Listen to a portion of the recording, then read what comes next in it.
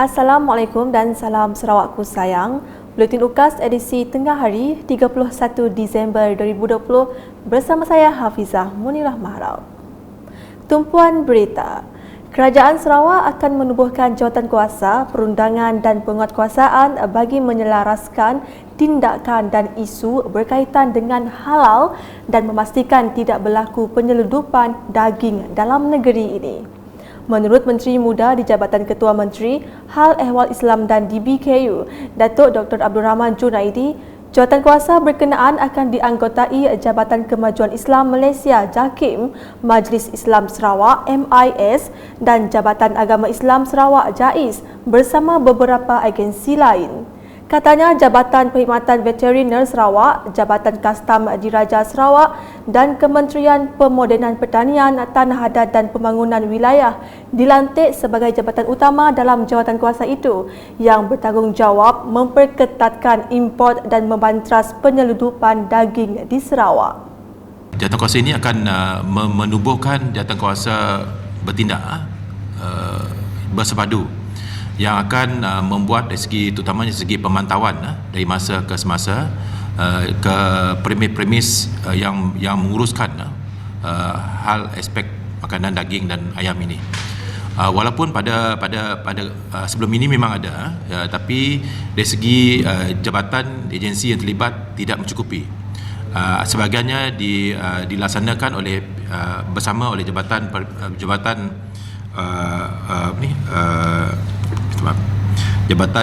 KBDNK, ACP bersama dengan veterina dan JAIS, tapi kita perlu juga jabatan lain seperti custom, pihak polis, jabatan kesihatan, jabatan kimia turut sama sekali bersama-sama dengan kita, dan termasuk agensi-agensi Islam, Majlis Islam Sarawak seperti bahagian halal JAIS dan juga jabatan mufti.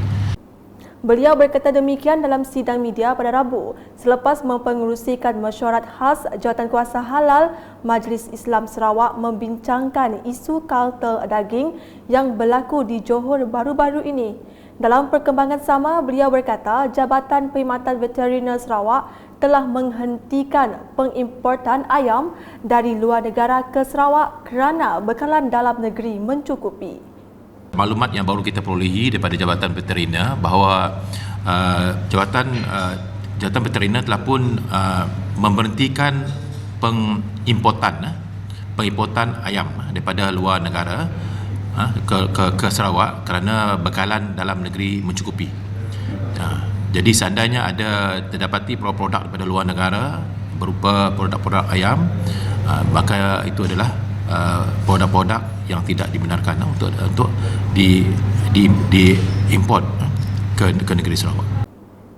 Selanjutnya, penduduk di kawasan Dewan Undangan Negeri Dun Semariang akan menerima manfaat daripada pelbagai projek rakyat yang dilaksanakan oleh kerajaan negeri. Menteri Muda di Jabatan Ketua Menteri Undang-Undang, Hubungan Negeri dan Persekutuan dan Pemantauan Projek, Datuk Sharifah Hasidah Said Aman Ghazali berkata, projek rakyat merupakan usaha dan agenda berterusan yang dilaksanakan oleh kerajaan negeri bagi membaik pulih dan menambah baik infrastruktur di kawasan Semariang.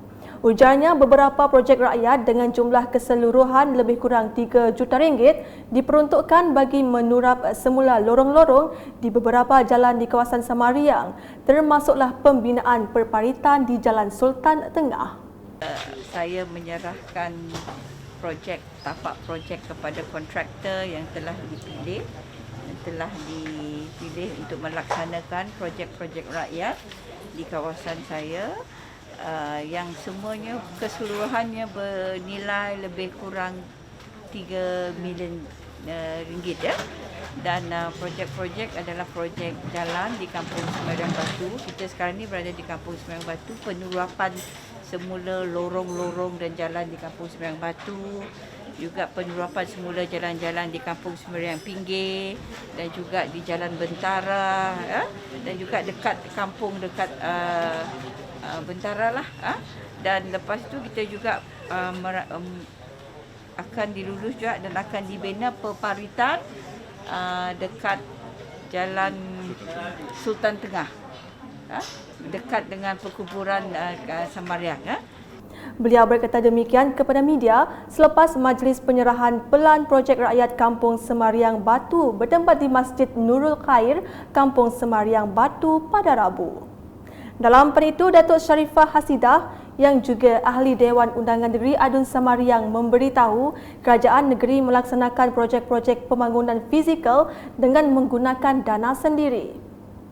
Dan memang bagi kerajaan negeri Sarawak, ya, kita alhamdulillah telah dapat banyak dana tambahan melalui 5% sales tax yang diusahakan oleh kerajaan negeri, dan dengan dana kerajaan ini insya-Allah pembangunan infrastruktur akan terus dilaksanakan termasuk di kawasan Semariang ini. Beralih laporan di Lingga. Seperti yang dijanjikan sebelum ini, pembinaan mini grandstand Sekolah Kebangsaan SK Grants Tumbin akan diadakan dalam masa terdekat. Ahli Dewan Undangan Negeri Adun Lingga, Simoy Peri berkata, projek ini adalah janjinya kepada Persatuan Ibu Bapa dan Guru PIBG SK Grants Tumbin sebelum ini. Katanya, projek tersebut adalah sebahagian daripada projek kecil luar bandar MRP Adun Lingga dengan semua skop kerja serta spesifikasinya akan disediakan Jabatan Kerja Raya JKR Simanggang. Beliau berkata demikian selepas mengadakan lawatan ke tapak projek pembinaan mini grandstand di SK Grants Tumbin pada Rabu. Manakala di Simunjan, rakyat pelbagai kaum di negeri ini khususnya di Dun berkenaan perlu mengekalkan perpaduan dan keharmonian yang terjalin selama ini. Ahli Dewan Undangan Negeri Adun Simunjan, Aula Dris berkata, perayaan-perayaan yang disambut masyarakat pelbagai agama juga harus dihargai. Menurutnya, sambutan Hari Krismas yang diraikan baru-baru ini merupakan antara satu penghubung dalam mengukuhkan perpaduan dan semangat kekitaan.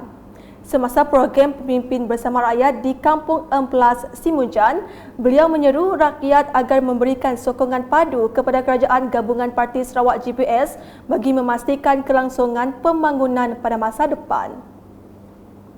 Dalam perkembangan lain, Aula Dris berkata, kerja-kerja pembinaan projek Esplanade Simunjan kini sudah siap kira-kira 87%. Jelasnya projek yang bermula pada November 2019 tersebut dijadualkan siap pada Ogos 2020 namun mengalami kelewatan susulan penularan wabak COVID-19. Ditemui ketika mengadakan lawatan ke tapak projek Esplanade Simunjan pada Rabu, beliau menambah lawatan itu bagi meninjau kerja-kerja yang dilaksanakan oleh kontraktor memandangkan projek tersebut telah mengalami kelewatan kerana ia sepatutnya siap pada 31 Disember 2020. Untuk rekod, projek Esplanade Simunjan dibangunkan dengan kos sebanyak RM999,000 berkonsep terbuka dan menempatkan 22 buah lot kedai. Sekian edisi Tengah Hari bersama saya Hafizah Munirah dan kru penerbitan. Berita lebih lanjut boleh didapati di semua platform media sosial UKAS termasuk portal ukas.sarawak.gov.my dan pastikan anda subscribe UKAS Channel di YouTube. Selamat menyambut Tahun Baru 2021. Salam UKAS.